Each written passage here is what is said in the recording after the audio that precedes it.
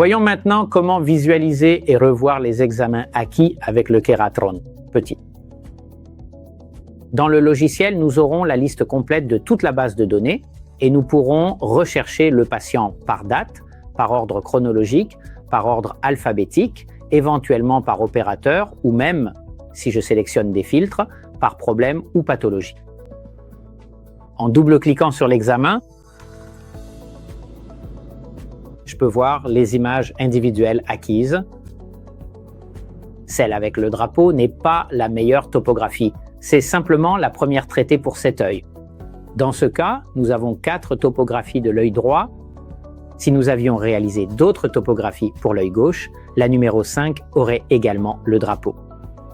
En double-cliquant sur la carte, cela ouvre directement la topographie et l'image traitée des différents anneaux avec la pupille mise en évidence. À ce stade, nous pouvons nous concentrer en agrandissant la topographie et aller voir quels sont les paramètres numériques que le logiciel met à notre disposition. La partie supérieure concerne les valeurs du pointeur de la souris, c'est-à-dire qu'à chaque fois que je vais cliquer avec la souris sur un point de la topographie, j'aurai les valeurs en termes de puissance, rayon, distance, méridien et hauteur de ce point spécifique. Évidemment, cela commence à une distance de 0 et une hauteur de 0, parce que la référence est le centre. Donc, si je place la souris et que je clique dans cette zone, les valeurs vont varier de cette manière. Dans la partie des valeurs kératométriques, nous avons les valeurs en dioptrie et en millimètres des deux méridiens, le plus courbe et le plus plat, la moyenne et la différence. Nous avons une évaluation du Best Fit de Maloney, qui est une classification très utilisée pour évaluer la qualité de la cornée, l'excentricité à 8 mm sur le méridien le plus courbe et sur le méridien le plus plat, ainsi que le diamètre cornéen. Le diamètre cornéen permet également de localiser le centre de la pupille. En dessous, nous avons l'écran du kératocone. Le logiciel va automatiquement évaluer les éventuelles zones présentant une courbure nettement supérieure à la moyenne de la cornée. Et il me donnera une indication à l'aide d'un petit feu tricolore vert, jaune ou rouge. Plus l'incidence éventuelle d'un kératocone en pourcentage augmentera, plus le feu passera du vert au jaune, puis au rouge.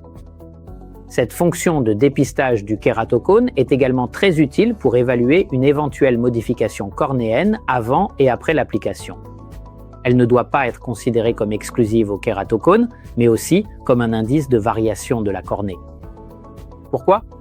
Parce que si j'effectue une topographie aujourd'hui, que je procède à l'application d'une lentille de contact, puis que je réalise une topographie après l'application de la lentille, si ces paramètres en termes de dioptrie et d'incidence d'une éventuelle modification cornéenne augmentent, cela signifie que je suis en train de modifier et de provoquer quelque chose au niveau de la cornée.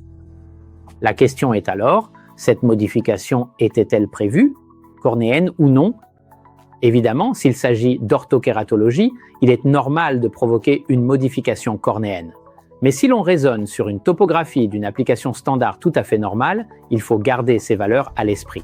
Même pour une évaluation de l'application elle-même. Ensuite, depuis le panneau en haut, nous pouvons modifier et changer le type de carte que nous sommes en train d'évaluer. La première qui s'ouvre est la carte de courbure altimétrique, instantanée, tangentielle. Appelons-la comme nous voulons. Ensuite, nous aurons la possibilité d'obtenir la carte axiale mise en évidence à cet endroit, la carte gaussienne et la carte en soustraction sphérique, où nous pouvons sélectionner une sphère idéale et ainsi évaluer la topographie en soustrayant la valeur de cette sphère idéale. En cliquant avec le bouton droit de la souris sur la carte elle-même, nous pouvons également accéder à Spherical Offset et choisir une référence différente pour la soustraction sphérique. Si je ne sélectionne rien, il me propose le Best Fit, ou bien je peux choisir d'être tangent au sommet sur 3 points ou tangent en 1 point. Enfin bon, nous avons encore la partie Wavefront des aberrations. Donc avec la touche W, toute la partie des aberrations, évidemment cornéennes, apparaîtra. Parce qu'étant un topographe, nous ne pouvons pas évaluer la surface postérieure de la cornée ni la partie des aberrations internes. Ici, nous avons la carte de la réfraction du wavefront, où nous pouvons également évaluer une PSF, c'est-à-dire une fonction d'étalement du point, autrement dit ce que voit cet œil dans l'obscurité.